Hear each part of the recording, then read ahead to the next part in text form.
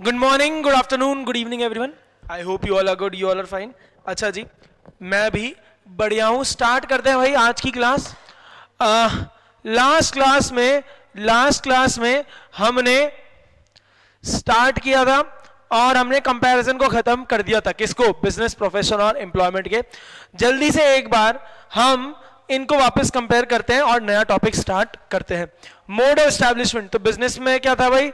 Entrepreneur का मन किया बिजनेस करना है, वो बिजनेस स्टार्ट कर देता था with the legal formalities. Membership, profession में डिग्री लो, मेंबरशिप लो. और क्या लेना पड़ता था? सीओपी. याद है क्या? Certificate of practice. एम्प्लॉयमेंट में सर जॉब ऑफर आएगा, उसको हमने मिल गया, फिर एक सर्विस एग्रीमेंट, एक जॉब एग्रीमेंट के साथ अपॉइंटमेंट होके नौकरी में मुबारक हो. नेचर ऑफ वर्क, सर वहां पे गुड्स एंड सर्विसेज को हम या तो प्रोड्यूस कर रहे हैं, प्रोवाइड कर रहे हैं. प्रोफेशन में सर एक्सपोर्ट सर्विसेज है और वहां पे सर जो नौकरी है उसके हिसाब से काम है. क्वालिफिकेशन सबसे ज्यादा सर प्रोफेशन में, job to job sir employment में, नो मिनिमम क्वालिफिकेशन किस में? बिजनेस में. सर मिलता क्या है काम करके? तो सर बिजनेस के अंदर प्रॉफिट मिलता है, प्रोफेशन में सर प्रोफेशनल फी मिलती है, मतलब फीस बोले तो, और एम्प्लॉयमेंट में सैलरी या वेजेस मिलते हैं. कैपिटल सर सबसे ज्यादा किस में लगता है? सर बिजनेस में. सबसे कम किस में? सर एम्प्लॉयमेंट में. थोड़ा बहुत प्रोफेशन में. अरे जल्दी से बताओ, प्रोफेशन में किस बात का पैसा, किस बात का इन्वेस्टमेंट? जल्दी बताओ.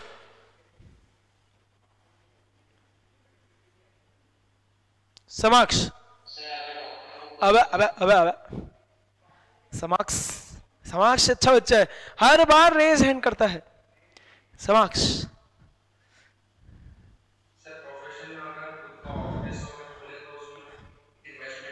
करेक्ट. अच्छा कौन सी पिक्चर का एग्जांपल दिया था मैंने, वो याद है क्या?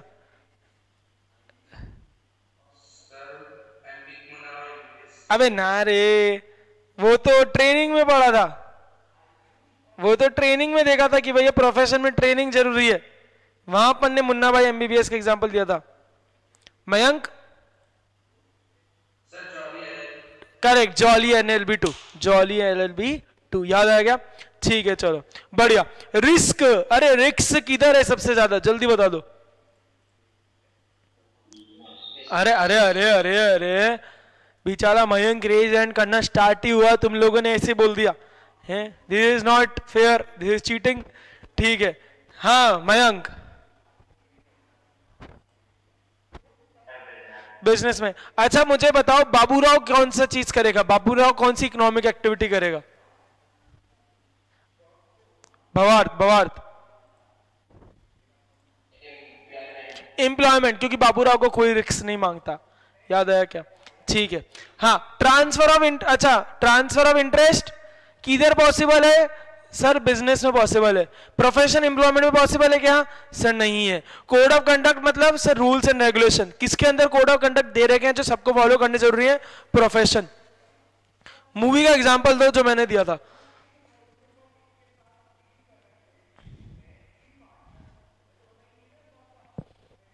मूवी का एग्जांपल दो जो मैंने कोड ऑफ कंडक्ट के लिए दिया था. मयंक. कबीर सिंह. याद है क्या? टॉक्सिफाइड होके वो इलाज कर देता है, फिर लाइसेंस ले लेते हैं. याद आया क्या? ठीक है, तो वो था कोड ऑफ कंडक्ट. एग्जाम्पल वगैरह हमने देख लेते. चलो आ जाओ, अब स्टार्ट करते हैं आज का. अभी तक देखो हमने बिजनेस समझ लिया क्या होता है, लेकिन डिटेल में उसको नहीं समझा. अभी तक हमने डिटेल में केवल बिजनेस की 3 कैरेक्टरिस्टिक देखी थी: प्री, प्रॉफिट, रेगुलर और एक्सचेंज. याद है क्या? आज इसको हम डिटेल में देखेंगे. Characteristics of business activity.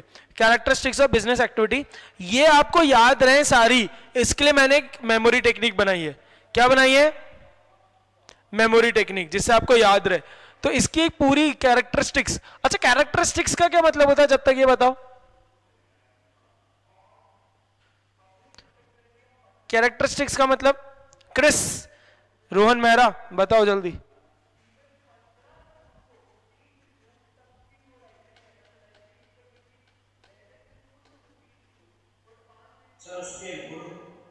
उसके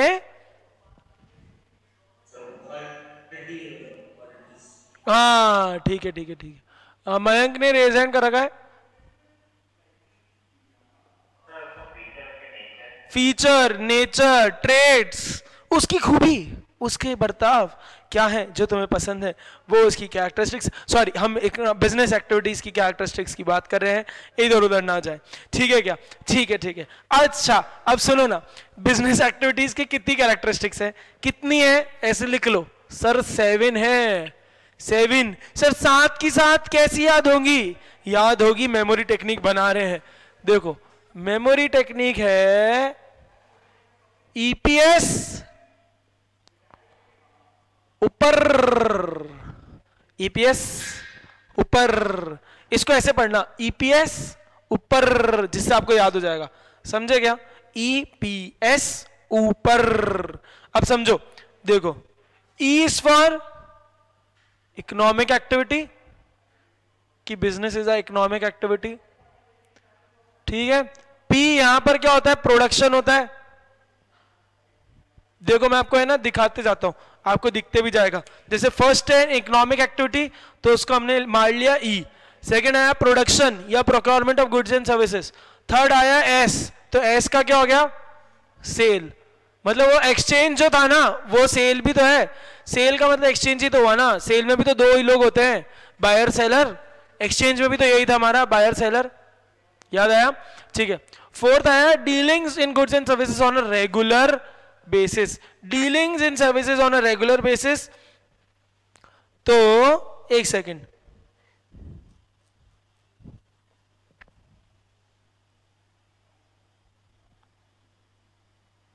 हाँ ये देखो, ये पी का तो आ गया प्रॉफिट, पी का हमारा था प्रॉफिट, पी का आ गया हमारा प्रॉफिट, ठीक है। यू का ले लो, बिजनेस के अंदर क्या होती है? अनसर्टेनिटी। याद है क्या? याद है क्या? बिजनेस के अंदर क्या होती है? अनसर्टेनिटी। देखो dealings in goods and services on a regular basis को भी ले रहा हूं, ये पी का आ गया प्रॉफिट अर्निंग। 6th का ले लो अनसर्टेनिटी ऑफ रिटर्न, तो अनसर्टेनिटी है। एंड 7th बिजनेस के अंदर क्या होती है? रिस्क होती है। तो एक हो गया आर फॉर रिस्क, और एक आर हो गया किसके लिए? रेगुलरिटी के लिए। अब याद हो जाएगा क्या आपको भाई? अब तो 7 पॉइंट याद हो जाएंगे ना? ईपीएस ऊपर, हाँ कॉपी कर लो जल्दी, फिर स्टार्ट करते।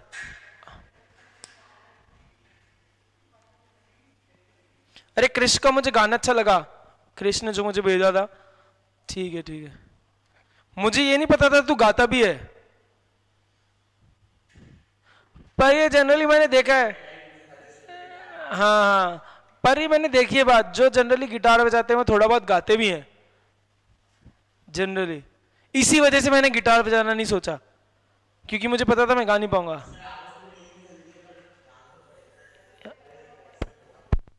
हाँ हाँ, इसीलिए तो मैंने नहीं सीखा ना, मैं थोड़ा बहुत भी नहीं कर पाता।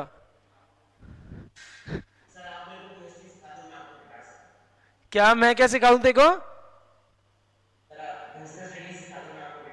अरे ऐसा है क्या? चल डन, ये तो होगा ही ना, ये तो डन है, ये तो फेयर डील है। चलो ठीक है, आओ ना समझो।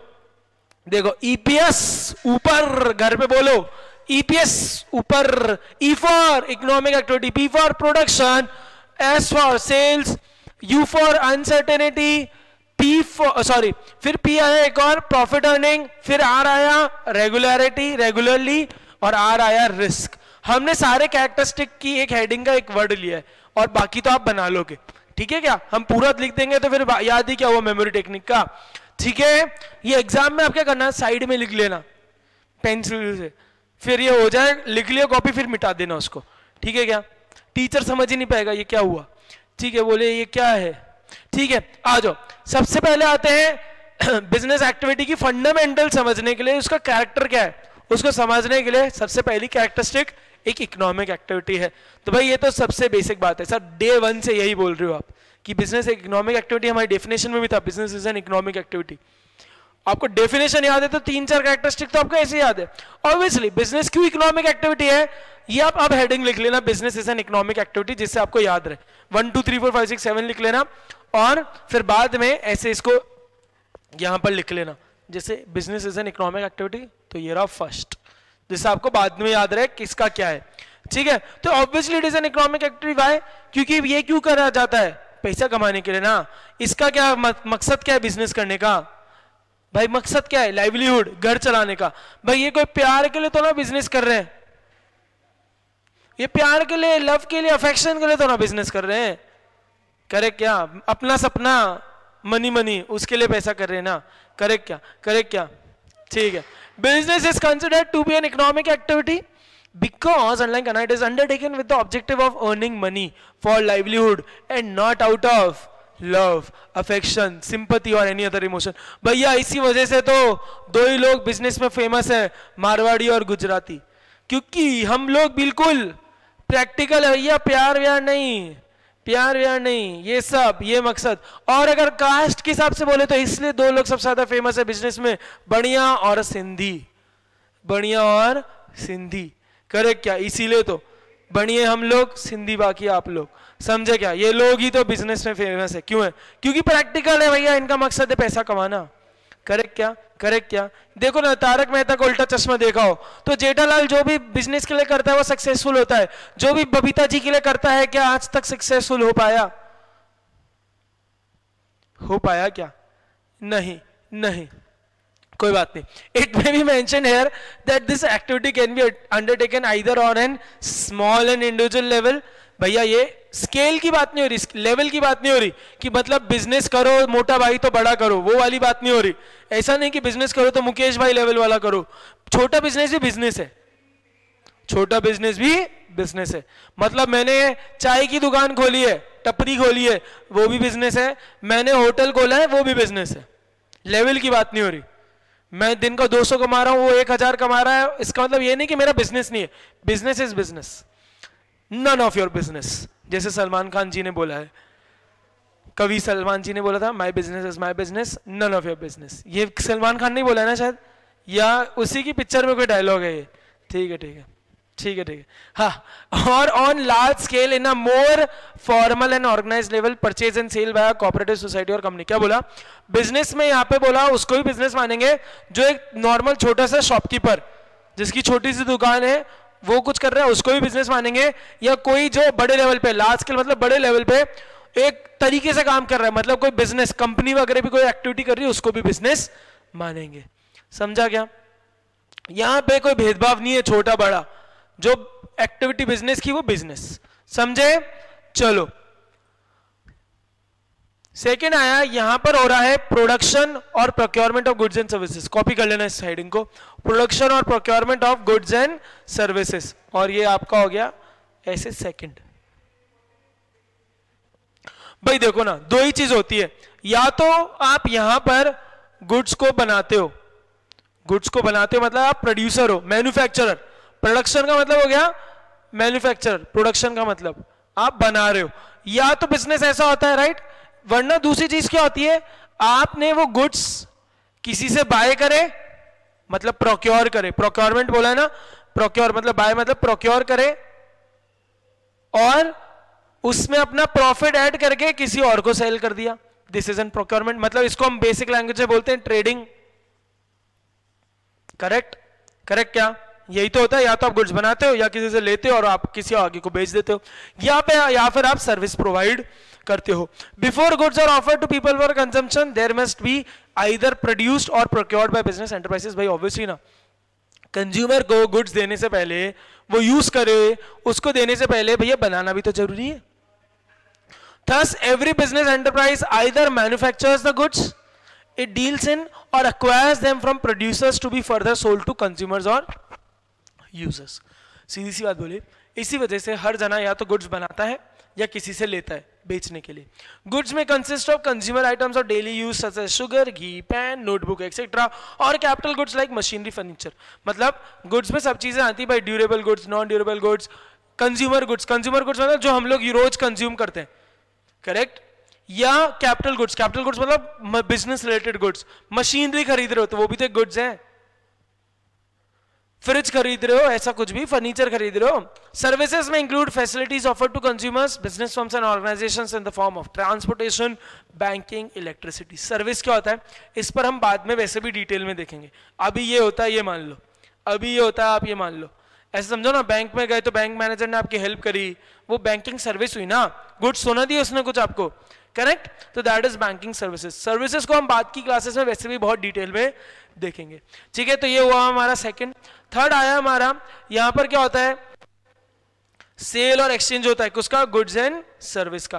भाई डायरेक्टली और इनडायरेक्टली हर बिजनेस में दो ही चीज होती है, कोई बेचता है कोई खरीदता है, दो पार्टीज होती है, कोई खरीद रहा है कोई बेच रहा है। It involves transfer of goods, of exchange of goods and services for value. Value मतलब मनी, पैसे के लिए, किस चीज के लिए, करेक्ट? कि थर्ड पॉइंट लिख लेना, cell. If goods are produced not for the purpose of sale but for personal consumption, it cannot be called a business activity. क्यों? क्योंकि सर फिर उससे आपका घर नहीं चल रहा। मैंने बोला सर मैं बर्गर का मस्त बर्गर बनाता हूं, मैं बर्गर बना के बेचूंगा, मैंने बेच बेटा। पता चला क्रिश ने खोला बर्गर बनाने का काम और क्रिश खुद ही सारे बर्गर खा गया, तो ये कोई इकोनॉमिक एक्टिविटी हुई क्या? हुई क्या? नहीं ना, ये तो खुद ही कंजम्पशन कर गया। तो प्रॉफिट क्या हुआ? पेट भरना और घर चलने में तो अलग चीज है भैया, पैसा तो ना कमाया, तो उसको बिजनेस एक्टिविटी नहीं कहा जाएगा।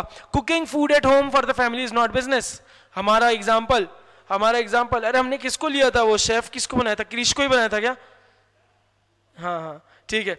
But cooking food and selling it to others in a restaurant is business. क्योंकि ऊपर वाली एक्टिविटी क्या हो गई, नॉन इकोनॉमिक। ऊपर वाली एक्टिविटी क्या हो गई, नॉन इकोनॉमिक। और हमने सबसे पहली कैरेक्टरिस्टिक पढ़ी, business is a economic activity. Thus, one essential characteristic of business is that there should be sale or exchange of goods and services. और एक बात आई, between the seller and buyer for value. Value मतलब दोनों को उससे कुछ फायदा होना जरूरी है। सामने वाली की नीड सेटिस्फाई हो रही है, पेट भर रहा है, तो सामने वाला मेरे को पैसा दे रहा है, समझा? भैया आप मैकडोनल्ड पे जाते हो तो आपको तो मैकडोनल्ड पे जाके ओहो पिज्जा बर्गर मिल रहा है और फ्रेंच फ्राइज मिल रहे हैं, ओहो मेरे को भी याद आ गई है, कोई बात नहीं, जा सकते नहीं है लेकिन अभी सुन लो।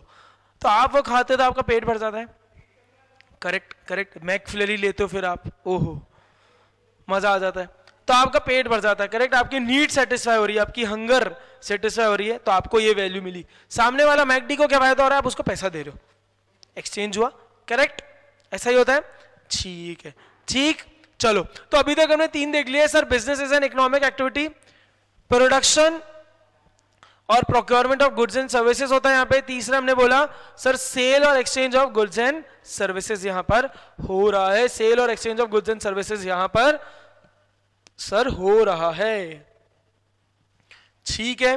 अब आ जाओ चौथे पॉइंट पर, that is dealings in goods and services on a regular basis, on a regular basis. तो ये आ गया हमारा फोर्थ पॉइंट जो हमने बाद में लिया है, क्योंकि मेमोरी टेक्निक में आर यहीं फिट हो रहा था मेरी, तो रेगुलर हमारे बाद में आ गया। और ये इसका एग्जांपल तो भाई हम डे 1 से करते आ रहे हैं, याद आया क्या? पापा ने प्ले स्टेशन दिलाया, एक्सबॉक्स, और फादर डे पे मैं पापा के पास गया, पापा मैंने बेच दिया, अब बिजनेस। पापा 2 थप्पड़ मारेंगे, बोले मैंने मेरे 40,000 लगा के 2 दिन बाद 30,000 में बेच रहा है, काहे का business, this is not business, correct क्या? तो भाई एक चौथी बात आई थी कि dealings in goods and services on a regular basis. कहने का मतलब आपने एक टाइम कोई ट्रांजैक्शन किया, प्रॉफिट हो गया, तो वो बिजनेस नहीं कहलाएगा, वो बिजनेस नहीं कहलाएगा। वो बिजनेस कहलाने के लिए आपको रोज या उसको रेगुलर बेसिस पे करना पड़ेगा, करेक्ट क्या? उसको क्या करना पड़ेगा, रेगुलर बेसिस पे करना पड़ेगा। हेडिंग लिख लेना, dealings in goods and services on a regular basis. आपको रेगुलर बेसिस पे वो काम करना पड़ेगा, करेक्ट। आपने साइकिल बेच दी किसी को अपनी, बोले अब चलाते तो है नहीं, मोदी जी हर 2-6 महीने में 2 महीने बंद करवा देते हैं, साइकिल चलती है नहीं, स्कूल हम जाते नहीं, साइकिल क्या करें, करे तो करे क्या मोदी जी? तो आपने साइकिल बेच दी, तो प्रॉफिट हो गया, पैसा हो गया, इसका मतलब वो बिजनेस नहीं कहलाएगा, समझा गया? ठीक है। Business involves dealing in goods and services on a regular basis. One single transaction of sale or purchase therefore does not constitute business. Thus, for example, if a person sells his or her domestic radio set even at a profit, it will not be considered a business activity. समझो ना, आपने अपना phone बेच दिया, बोले साला sir दिन भर परेशान कर दिया है ऑनलाइन क्लासेस ने, सुबह स्कूल वाले आ जाते हैं, शाम में ट्यूशन वाले आ जाते हैं, मोबाइल हमने लिया था यूट्यूब, इंस्टाग्राम, नेटफ्लिक्स चलाने के लिए, सर इस पे केवल जूम चल रहा है, बेचो इसको। और आपने बेच दिया, आपको पैसा मिल गया, क्या बिजनेस कहलाएगा? सर नहीं कहा जाएगा। ये बिजनेस कब कहलाएगा? जब आपकी दुकान है और आप यही काम करते हो, या आप सेकेंड हैंड मोबाइल लेते हो किसी से और सेकेंड हैंड मोबाइल किसी को बेच देते हो प्रॉफिट कमा के, तब इसको रेगुलर बेसिस पे कराएंगे। ऐसा समझो आपके दादा ने या आपके नाना दादा किसी से भी पापा को कोई एंसेस्ट्रल प्रॉपर्टी मिली, पूर्वज की कोई प्रॉपर्टी मिली शहर वहर की, वो आपके पापा ने बेची और पापा को वो प्रॉफिट, उसको हम बिजनेस कहेंगे क्या? नहीं कहेंगे। क्यों? क्या पापा का प्रॉपर्टी का बिजनेस तो ना है। एक टाइम के ट्रांजैक्शन की सेल परचेज को हम कभी भी प्रॉफिट नहीं कहेंगे। अगर पापा काम ही यही करते हैं, प्रॉपर्टी खरीदते हैं बेचते हैं, या प्रॉपर्टी ब्रोकरेज काम करते हैं, तो ये फिर भी बिजनेस कहलाएगा। समझा सबको? ठीक है। But if he or she sells radio sets regularly either through a shop or from his or her residence, it will be regarded as a business activity. समझ आया? ये जो हम पहले से ही कर रहे हैं बात, ये बात हम जो पहले से ही कर रहे हैं। समझ आया क्या?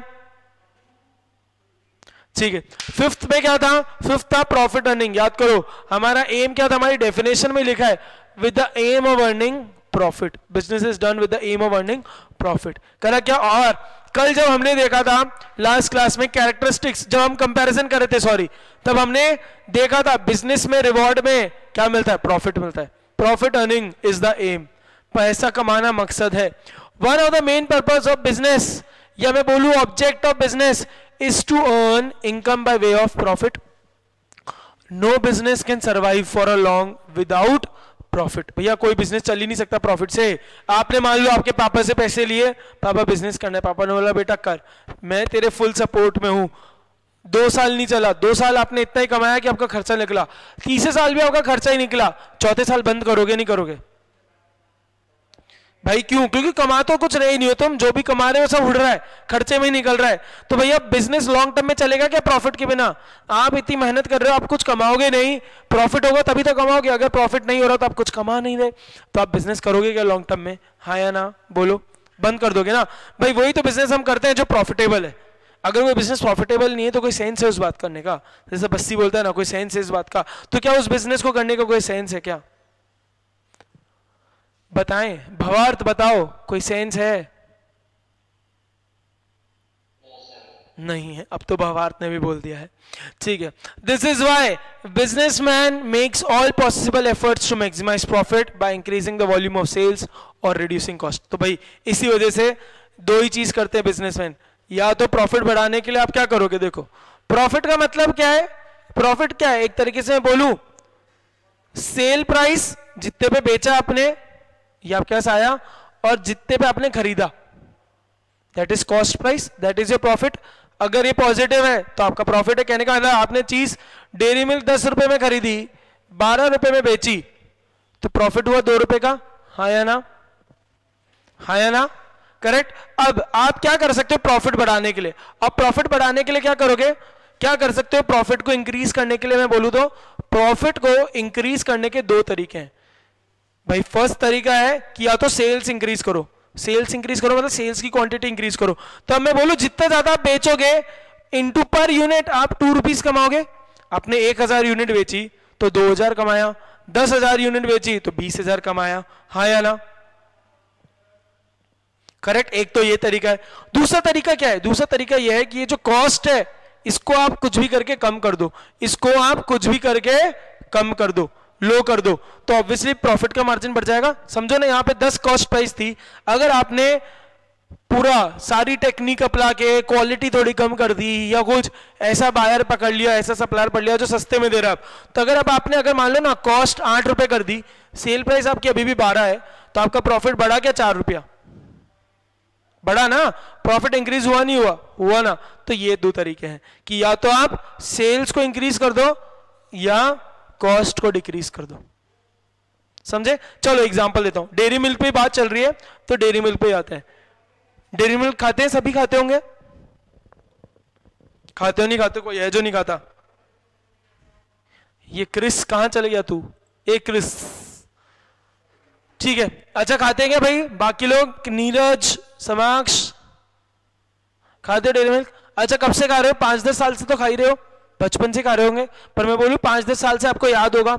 आपको याद है एक बात, डेयरी मिल्क में पहले डेयरी मिल्क एक ब्लू कलर का रैपर तो आता ही है डेयरी मिल्क का, आता है।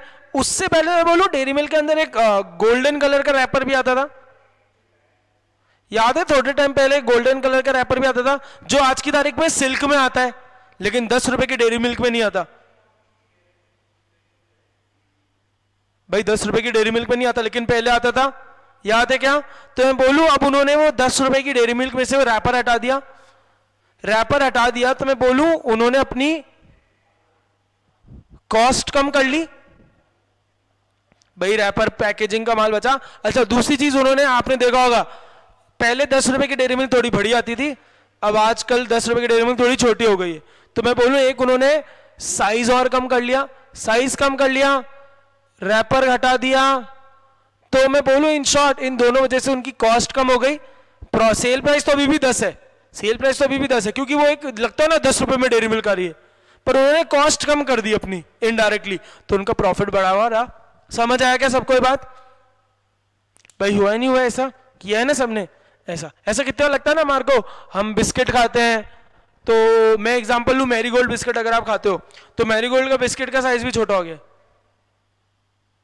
अभी हमारे घर में एक टोस्ट आते हैं, कंपनी का नाम नहीं लूंगा, वो 2 महीने में 6 महीने में उन्होंने टोस्ट का साइज भी छोटा कर दिया। तो ये सब क्या हो रही है? इन सब से क्या कम हो रहा है? कॉस्ट कम हो रही है ना। अरे हो रही है नहीं हो रही है? हो रही है ना। प्रॉफिट बढ़ाने का यही तरीका है भाई। अगर देखो ना एक चीज 30 रुपए की आती थी, अगर उनको सेम रखने के लिए उन्होंने 35 कर दिया, तो हो सकता है आप फिर भी ना जाओ, हो सकता है फिर उनसे खरीदो ना, कि बोले यार तो 35 का हो गया, बाकी चीज अभी भी 30 में मिल रही है। लेकिन वही 30 की रुपए की चीज आपको चिपकाएं, लेकिन उसमें मामू बना दे, आपको क्वालिटी कम कर दे या क्वांटिटी कम कर दे, आप फिर भी खरीदोगे। खरीदोगे नहीं खरीदोगे?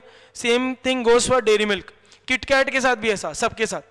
समझा क्या? एक ये मंच है और एक ये पर्क है, जो साली 5 रुपए में भी इतनी बड़ी है, हाँ या ना?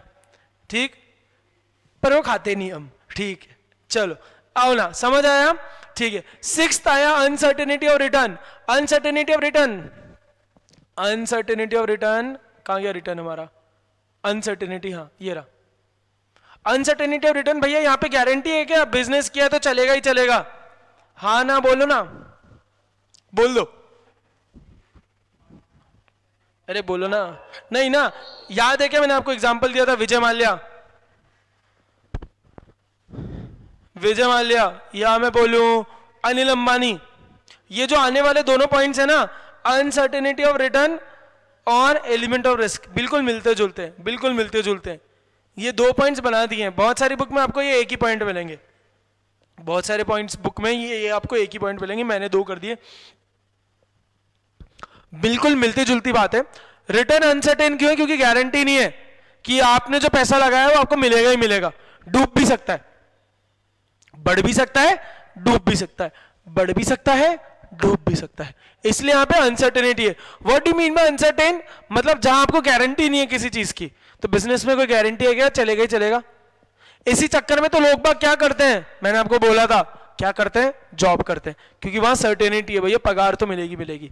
तो आओ, uncertainty of return, uncertainty of return refers to the lack of knowledge relating to the amount of money that the business is going to earn in a given period. lack of knowledge मतलब मुझे sure नहीं है, मुझे sure नहीं है कि इतना पैसा मिलेगा नहीं मिलेगा, वापिस इतना पैसा कमाऊंगा या नहीं कमाऊंगा। Every business invest money to run its activities with the objective of earning profit. कमाना भैया हमारा मकसद होता है कि प्रॉफिट, ऑब्जेक्टिव वही होता है, लेकिन कमाऊं नहीं कमाऊं उसकी कोई गारंटी नहीं है। But it is not certain as to what amount of profit will be earned. Also, there is always a possibility of losses being incurred, despite the best efforts put into the business. समझो ना, आपने पूरी मेहनत करी, आपने पूरी मेहनत करी, कोरोना आ गया, तो कोरोना आ गया तो अब आपका बिजनेस चलेगा क्या? उस प्रॉफिट पे चलेगा क्या जिस पे चलता है? बहुत सारे बिजनेस चले, जैसे दवाई वाले, वो तो भैया और चले, सैनिटाइजर वाले फुसफुस, वो तो और ही जबरदस्त चले, करे क्या? ऐसे बहुत सारे बिजनेस है जो और भी अच्छे चले, लेकिन सारे बिजनेस नहीं चले ना। तो there is what, no guarantee, no guarantee. कोई प्रिडिक्ट कर सकता था क्या चाइना के अलावा कि ये होने वाला है? करेक्ट क्या? ठीक है क्या? चलो ठीक है, आओ। Element of risk, what do you mean by risk? आपने हर्षद मेहता का सुना होगा, रिस्क है तो इश्क है, सुना है क्या?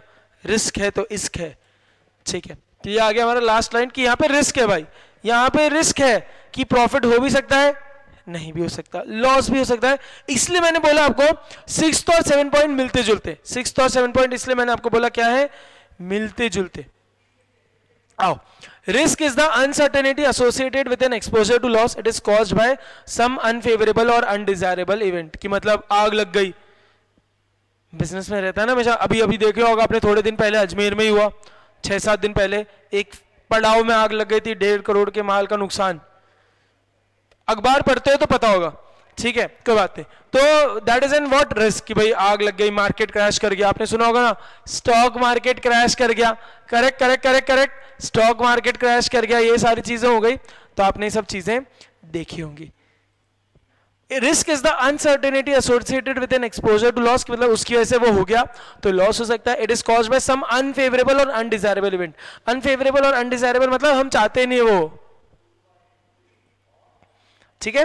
Risks are related with factors like changes in consumer taste and fashion, changes in method of production, strike or lockout at workplace, increased competition in market, fire, theft, accidents, natural calamities. No business can altogether do away with risk. सुनो ना, example दिए इन्होंने, risk कैसे कैसे हो सकती है, loss होने के क्या क्या चांसेस हैं, देखो इन्होंने बताया एग्जाम्पल्स, देखो ना। सबसे पहले इन्होंने बोला जैसे कंज्यूमर का टेस्ट और फैशन चेंज हो गया, समझो ना, ऐसा आप मान लो कोई रेस्टोरेंट में बहुत बार बाहर जाते थे, अब आप बोर हो गए उसके खाने से, तो हो सकता है ना आप उधर ना जाओ, होता होगा आप लोगों के साथ बहुत बार, करेक्ट। या अब आपको उसका टेस्ट अच्छा नहीं लग रहा तो आप किसी और के पास चल जाओगे, तो रिस्क है, रिस्क है, रिस्क है, करेक्ट। अच्छा, कहीं देखो मेथड, टेक्निक चेंज हो गई, काम करने का तरीका चेंज हो गया, जैसे एग्जांपल लूं मैं, जैसे change in method of production का एग्जांपल ले सकते हैं, जैसे टेक्निक चेंज हो गई और आप नई टेक्नोलॉजी के साथ कोप अप नहीं कर पा रहे।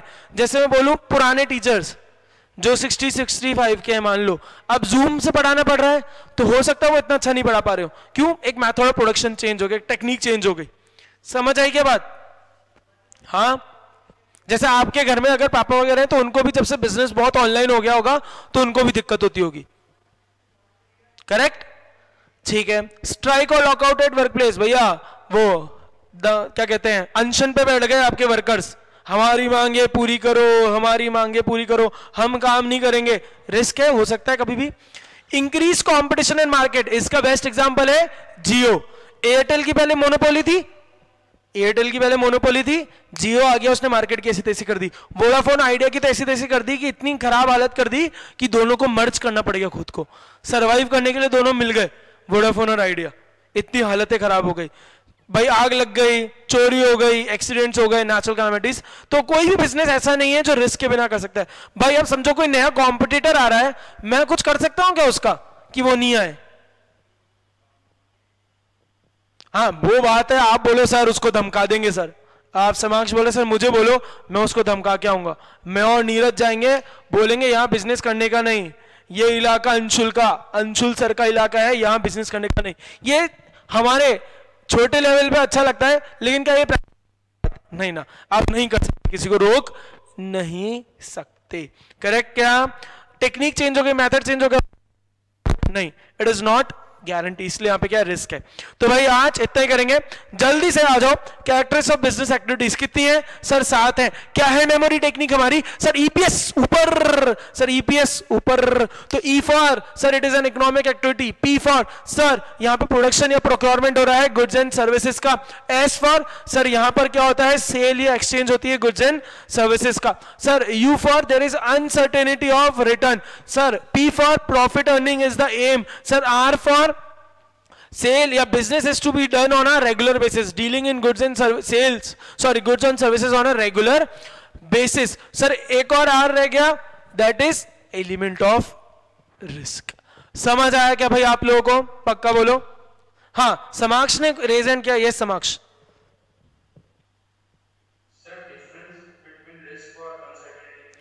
देखो अनसर्टेनिटी में तो ये है कि शायद मैं सेम चीज करूं, हो सकता है नहीं कमाऊं, थोड़े बहुत सेम पॉइंट ही है, वहां पे केवल एक पैसे से मतलब है। यहां पर रिस्क में एक ऐसी चीज आ गई जो किसी चीज की हैपनिंग पर डिपेंड कर रहा है, कोई गलत चीज हो गई, कोई गलत चीज, अनडिजायरेबल या अनफेवरेबल एलिमेंट हो गया, दैट इज रिस्क वाली चीज, एलिमेंट ऐसा, ठीक है। अच्छा ये रिस्क को एलिमिनेट करने के लिए ही हम इंश्योरेंस वगैरह कराते हैं।